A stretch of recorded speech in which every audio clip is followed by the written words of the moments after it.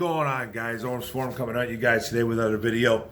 And today it's Victory Monday. Detroit Lions versus the Arizona Cardinals. Cardinals coming into town. This is the aftermath. Detroit Lions win this ball game. Unbelievable. Yes, you heard it right. Detroit Lions actually won this game. I think the spread was a 2-touchdown spread. I don't even remember. It might have been like 13 points or something like that, maybe just under 2 touchdowns. But it was a big spread from what I seen last. The Arizona Cardinals falling to 10-4, and the Detroit Lions going up to 2-11-1. 30-12 was the final score of the game. Let's get right into it. First quarter, Riley Patterson for Detroit Lions kicks a 37-yard field goal. Lions go up 3-0. And then second quarter, there's nothing really going on in that first quarter, kind of back and forth with the defenses.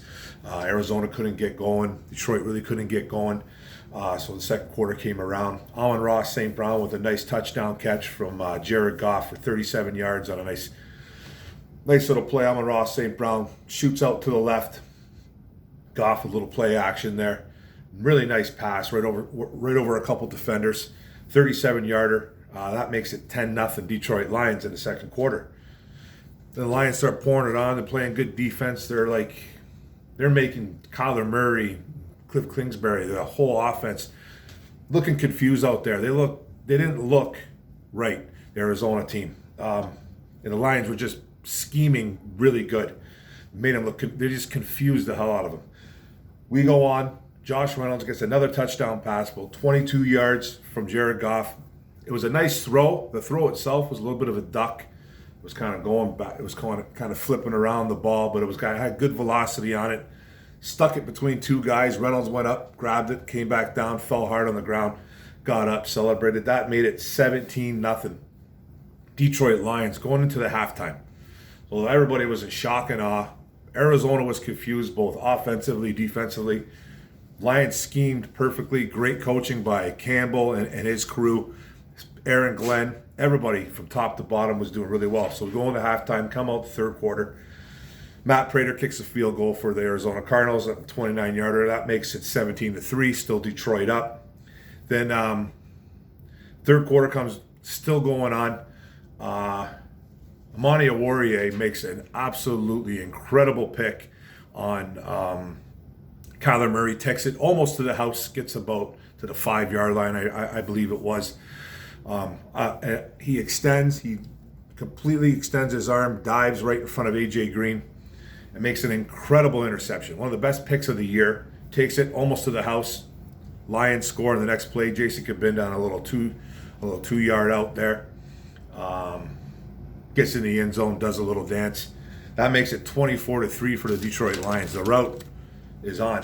And then Matt Prater kicks a field goal for the Cardinals again. That makes it 24-6.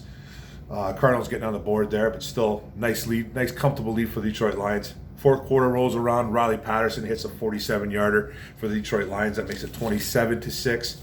And then Cardinals kind of come back a little bit, not come back in the game, but just come back with a long stripe to Christian Kirk from Kyler Murray, 26-yarder. Nice play by Christian Kirk. Nice throw by Kyler Murray, probably his best throw of the game. And that made it 12-27, still in favor of the Detroit Lions. Arizona Cardinals were going for 2-point conversion on that one, and Jalen Reeves-Maybin made a great block on Kyler Murray, and ended up really hitting Kyler Murray really hard in that play too. Knocked him right on his butt. It was really nice. And then fourth quarter still in there. Riley Patterson ices it with a nice 45-yarder to make it 30-12. There was about maybe 2 minutes and a half, maybe a little bit over that after this game, and Arizona couldn't do nothing. Cliff Kingsbury finally pulls Kyler Murray and puts in Colt McCoy. He couldn't really do too much either.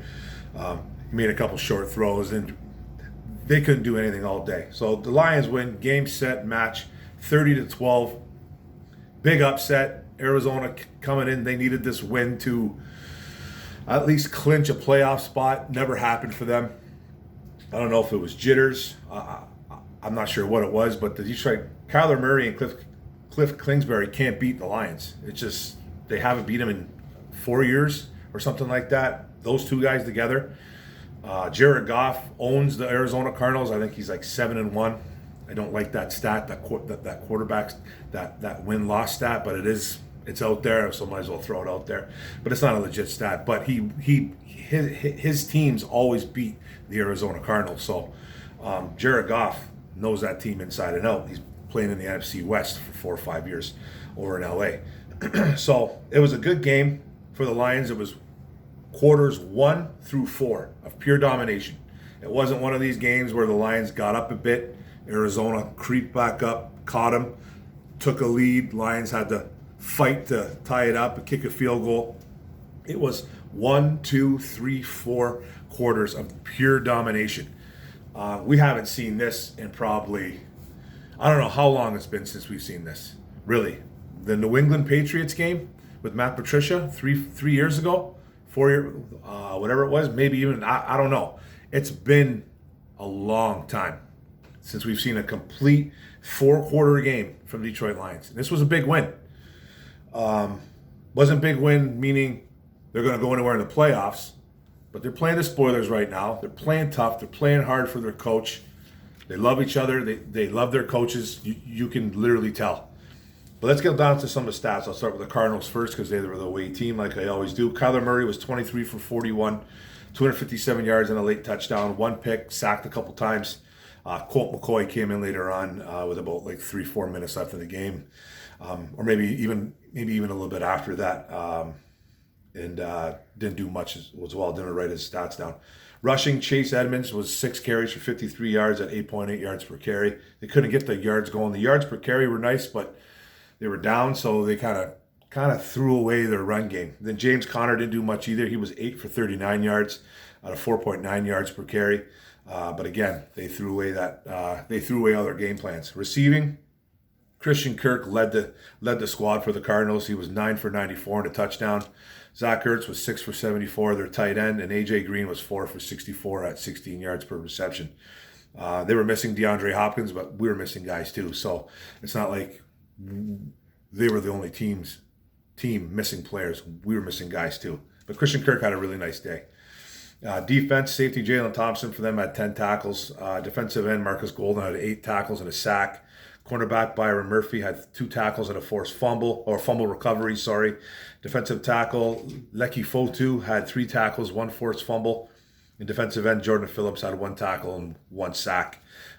Didn't really do much on defense for the Arizona Cardinals. They got beat up pretty good. Now on to the Lions stats. Jared Goff was 21 for 26.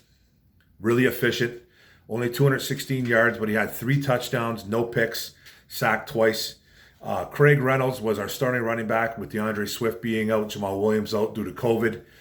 Jamar Jefferson wasn't the starter because Craig Reynolds had a really nice game last week versus the Broncos, over 80 yards. And this game, he had 26 carries for 112 yards at 4.3 yards per carry. He was awesome. He was running hard. He was running into guys. He was falling forward every time he was tackled. He had a really, really nice game. Netflix needs to stay.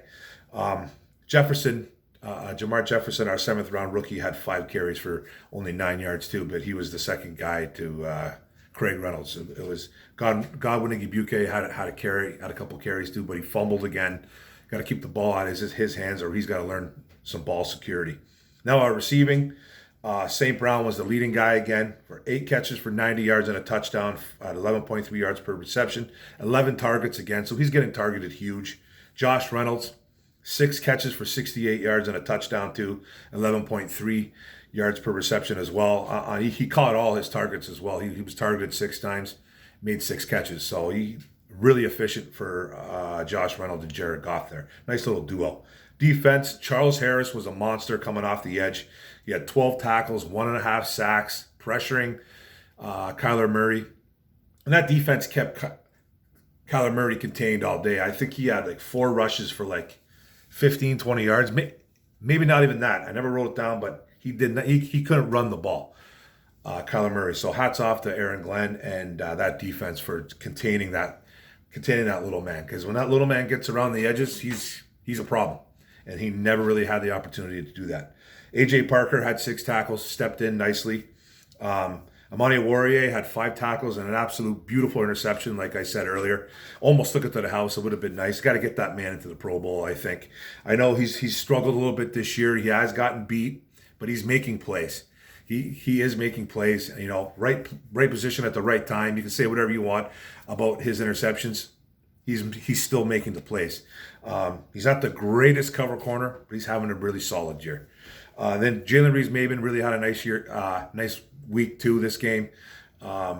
He was flying all over the place. He had 5 tackles, made that really nice play in the 2-point conversion, getting up to knock the ball down from Kyler Murray because it looked like A.J. Green might have been open in the end zone. It would have been close.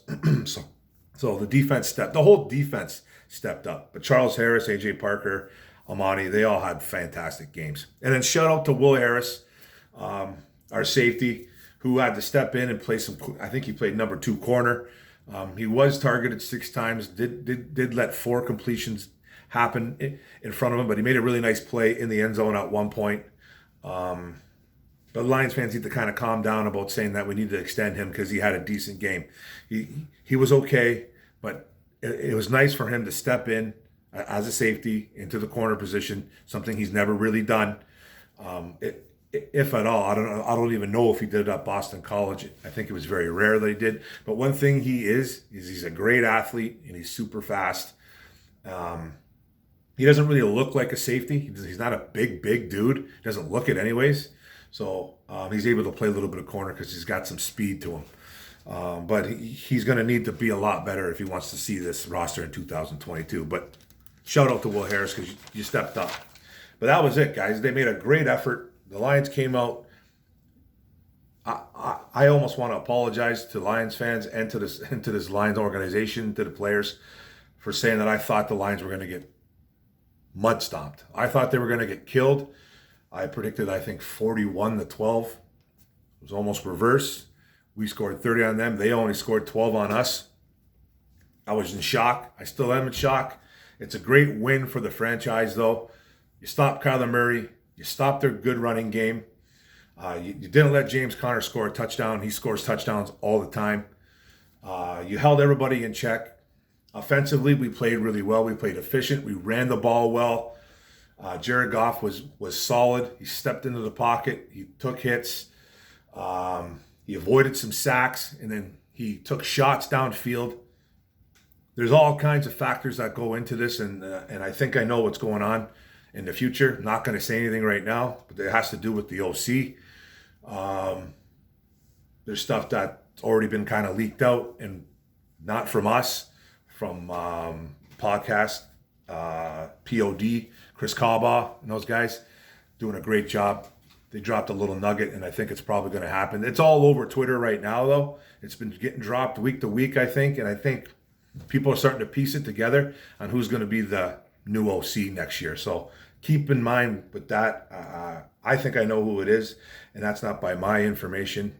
I was told this, so I hope it's true because it has turned around since Josh Reynolds and this guy has taken over this play calling. So it's really, really nice to see this organization or this offense take a little bit of a step forward, more like 3-4 steps forward. They're doing a great job offensively right now. Goff is just, he's confident. He's throwing the ball downfield, and a lot of it has to do with just, you tweak it a little bit and things happen. The talent, I still don't think is there. They're playing with tremendous heart and tremendous poise right now. They're still only got 2 wins, so it's not like this team hasn't turned a corner or like they're not good or anything like that, but they're doing good things right now, even in losses. And I'm not all about moral victories. I don't care about moral victories. It's not even about that. It's just that you could see the progression. And it's hard to see progression when you only got 2 wins. But you have to look at the whole big picture. You can't just look at the win-loss column. You have to look at everything going on in the organization. There's things that obviously we don't see in the building, but there's stuff that we see that's on the field. And you can see that they want to play for their coach. You can see they make a little switches here and there. Dan Campbell taking over some play calling, getting some help in the same breath and turning things around. And Aaron Glenn's doing things with a group of guys that there's not a lot of playmakers out there. You know, you can maybe name 3 or 4 playmakers on that team. Defensively, you know, Romeo's hurt, so you can't say him. Arroyo's finally stepping up, looking like a corner. I still think he's a number 2 cornerback in this league. I don't think he's a true number 1 or anything, but he's stepped up big time, and I like that. And you got the versatility with guys like Will Harris stepping up from a safety to a corner. Even I think Bobby Price did the same thing. So it's good. There's things to look forward to in the future. It might not be what we want right now, but if you look a little bit beyond, you can see some good things, hopefully, coming down the stretch. And we got a lot of work to do, but this was a very good win for the Detroit Lions. 30-12. Love it. Lock it up. Spoilers. The Lions have to go to Atlanta next week. It's probably a winnable game as well, too. Atlanta's not that good. They're up and down. They won a few games, though, like 5-6 games, I believe. So we'll see what happens with that team and that game. So right now, the Lions stand number 2 in the draft. They dropped from number 1 to number 2. Jacksonville took over that number 1 spot. So right now we're number 2. And let's not freak out as Lions fans and worry about our draft position just yet. You know, people like to think about too much about draft position. Where has draft position gotten us in the past? It's gotten us nowhere. So focus on winning some games. You know, I don't think we're falling out of the top 5. And if we do fall a little bit farther than 2, I don't think we're going to go any farther than 3. You know, we still have to face Atlanta. We still have to face Seattle and Green Bay. And who knows if Green Bay is going to be fighting for, they're in the playoffs. I think they've already locked it up. But they got to fight for home position, I think, still, maybe, with teams like, you know, there's Arizona, there's the Rams, Tampa Bay is out there too. So I don't think they're going to sit anybody. I don't think. We'll see what happens in the next couple of weeks. But great win, Detroit Lions, 30-12. Lock it up. Done. Thanks for the video, guys. Thanks for tuning in, paying attention. Don't forget to hit the subscribe button and see all my videos. Don't forget to hit the notification bell. Get all those vids too as well. And don't forget to like and comment. It's all about the likes and comments so we can talk this game. Boom. Let's go.